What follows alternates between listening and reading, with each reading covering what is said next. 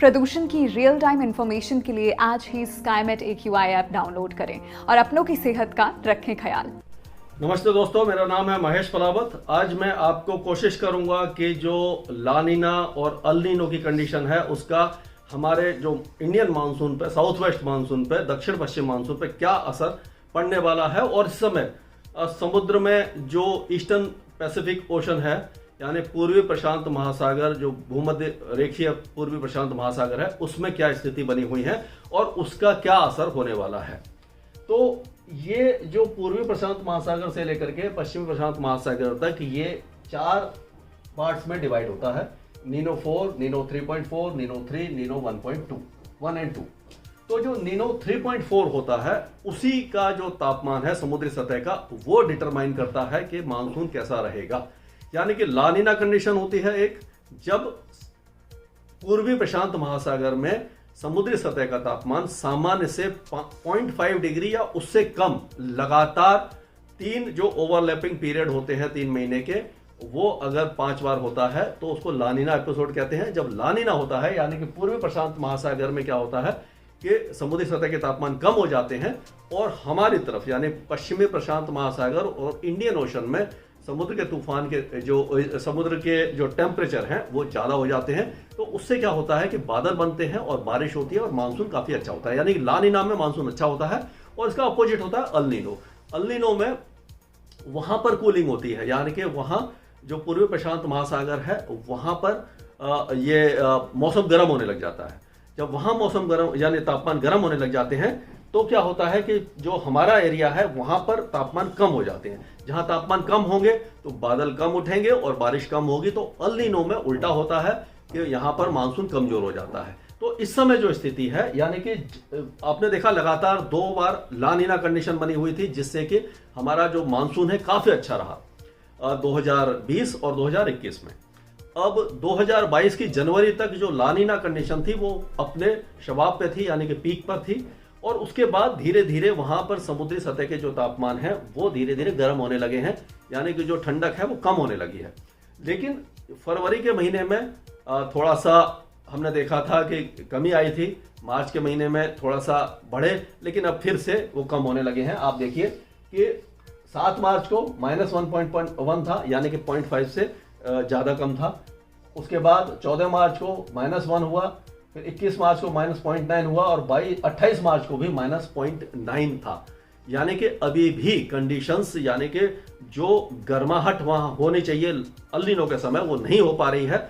यानी कि लानीना कंडीशन बनी रहेंगी काफी देर तक। और जो जब हमारा मानसून आएगा जून और जुलाई तक लानीना कंडीशन बनी रह सकती है और धीरे धीरे वो न्यूट्रल की तरफ जाएगी। तो इसके इंडिकेशन ये है कि लानीना कंडीशन अगर बनी रहती है तो हमारा जो दक्षिण पश्चिम मानसून है काफी अच्छा रहेगा। हालांकि स्काईमेट ने अभी तक इसको जो हमारा जो फोरकास्ट है, जो एक नॉर्मल फोरकास्ट हमने किया था, वो नॉर्मल कैटेगरी में है। यानी नॉर्मल कैटेगरी होता है जब लॉन्ग पीरियड एवरेज का 96% से 104% अगर बारिश होती है तो उसको नॉर्मल रेंज में कहते हैं।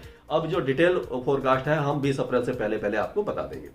और ये वो है, मतलब आप देख सकते हैं कि क्या इसका जो वो है कि किस तरह से ये जो नीली लाइन है ये लानीना है और लाल लाइन जो है ये है आपकी अल नीनो की, और जो ये लाइन है, ये भूरी लाइन है, ये है न्यूट्रल कंडीशन की। तो आप देखिए कि मार्च, अप्रैल और मई में लानीना 80% से भी ज्यादा है, लेकिन जून में मानसून आता है।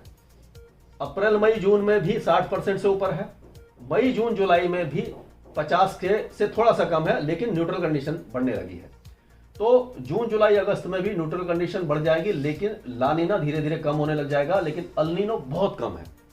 तो न्यूट्रल कंडीशन और लानीना कंडीशन मानसून के लिए अच्छी रहती हैं। और आप जून, जुलाई, अगस्त में और जुलाई, अगस्त, सितंबर में भी न्यूट्रल कंडीशन ज्यादा है और अगस्त, सितंबर, अक्टूबर में लानीना फिर से थोड़ा सा बढ़ने लगा है और अल नीनो भी थोड़ा सा बढ़ा है। यानी कि जो अल नीनो कंडीशन बनने की संभावना पूरी तरह से नहीं है, हालांकि इवॉल्विंग अल नीनो बन सकता है। और जो समुद्र में जो पानी है उसका जो कहते हैं कि मेमोरी होती है या याददाश्त होती है वो ज्यादा होती है कि वो एक साथ गर्म नहीं होता या एक साथ ठंडा नहीं होता। तो इस समय वहां ठंडक है तो वो धीरे धीरे गर्म होगा। तो और यहाँ पर जो हमारे इलाके में इंडियन ओशन और जो पश्चिमी प्रशांत महासागर है वहाँ एक साथ से मौसम ठंडा यानी पानी ठंडा नहीं होगा, तो यानी कि मानसून के लिए ये अच्छी खबर है अभी तक के लिए। एक दूसरा जो एपिसोड होता है उसको कहते हैं Indian ocean dipole. Indian ocean dipole में क्या होता है कि अगर वो नेगेटिव होता है तो वो मानसून को खराब करता है, अगर पॉजिटिव होता है तो मानसून को बढ़ावा देता है। इसमें क्या होता है कि आप जो इक्वेटोरियल इंडियन ओशन है, एक तो ये है पश्चिमी इक्वेटोरियल इंडियन ओशन है, एक पूर्वी होता है। अगर पश्चिमी इक्वेटोरियल इंडियन ओशन में समुद्री सतह के तापमान बढ़ जाते हैं तो यहाँ पर बादल ज्यादा बनेंगे और दक्षिण पश्चिम मानसून के साथ यहाँ बादल आएंगे और बारिश होगी, तो वो मानसून के लिए अच्छा होता है।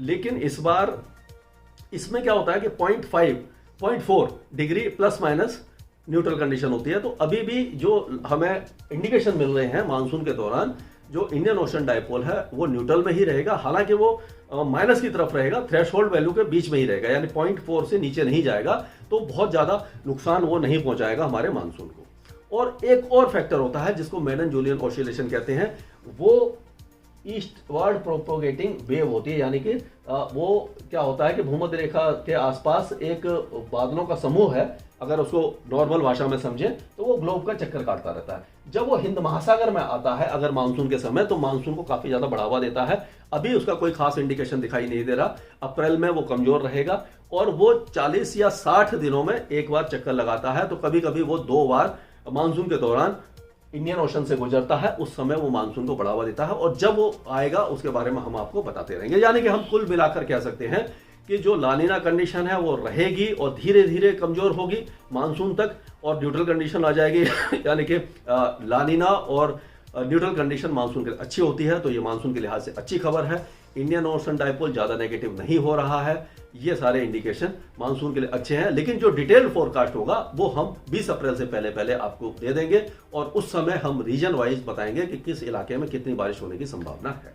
स्काईमेट वेदर में अभी के लिए इतना। मौसम से जुड़ी जानकारी और लाइव मौसम खबरों के लिए हमारे YouTube चैनल को सब्सक्राइब करें और बेल आइकॉन दबाकर हर अपडेट पर रखें नजर।